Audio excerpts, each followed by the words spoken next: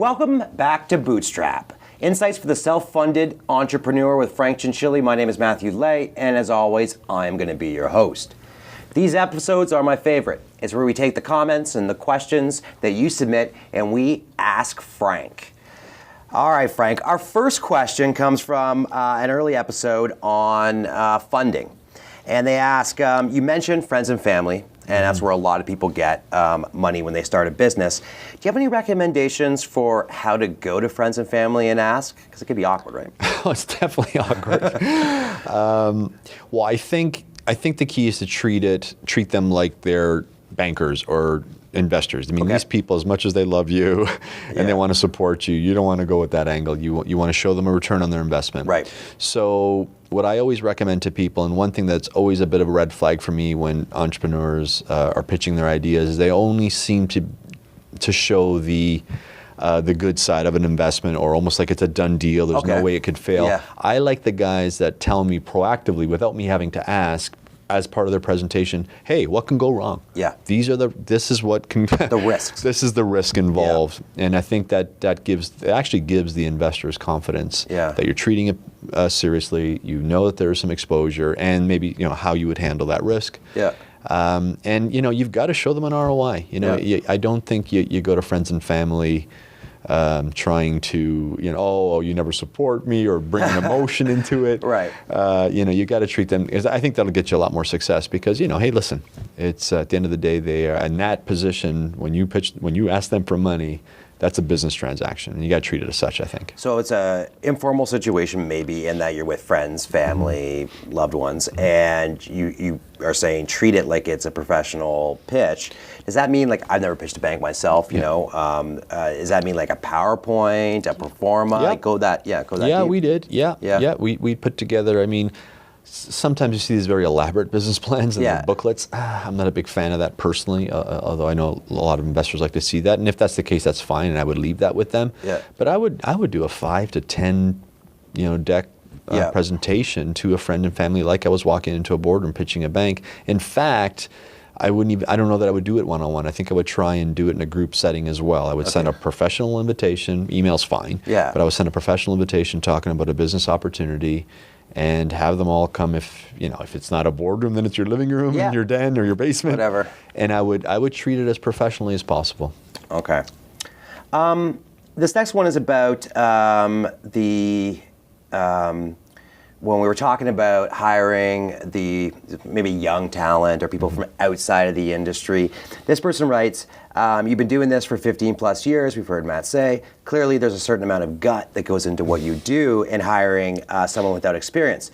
Do you have any go-to questions when you're not sure, or that help you vet out if this person's going to be right? I do, and they're the two kind of classic questions, and I think they are there for the staples. They're there for a reason, because they work. But it's important not to just ask them for the sake of asking them. You got to really assess the answer.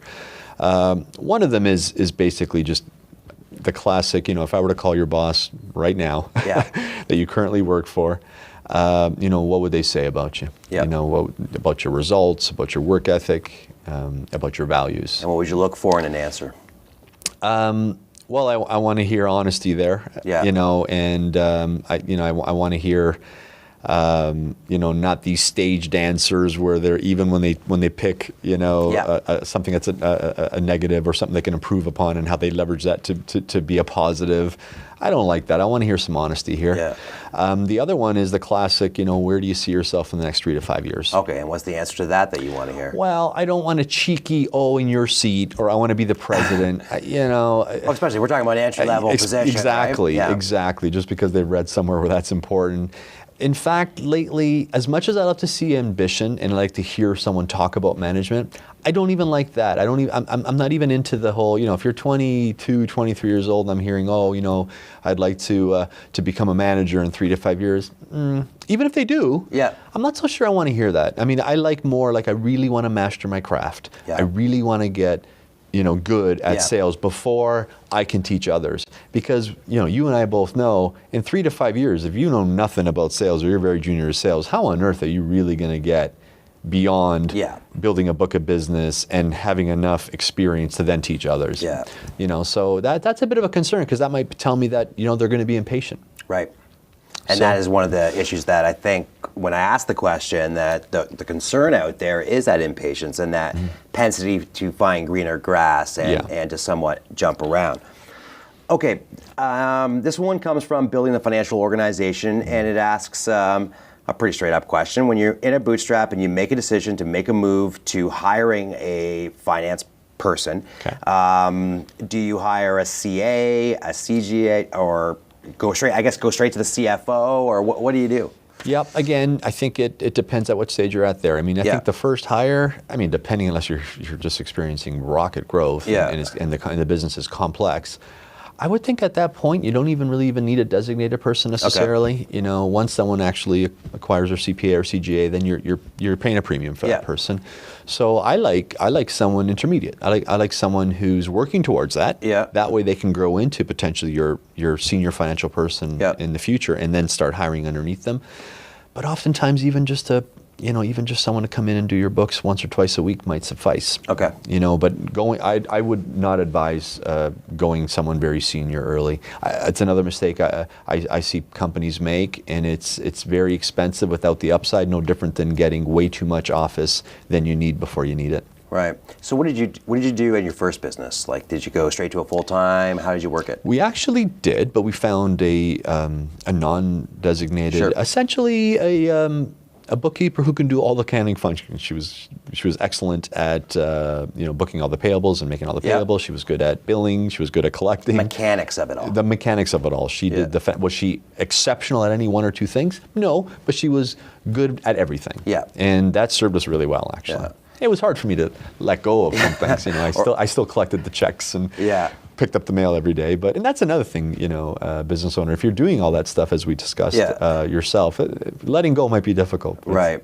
But important. But that's another episode. Yeah, another episode. Letting go versus not letting go, and all of that. So all of these questions came from the comment section below the video. So please send those questions in. There's also an email that's been shown on the screen that you can email your questions to, and we will aspire to get answers for you in the very next Ask Frank episode.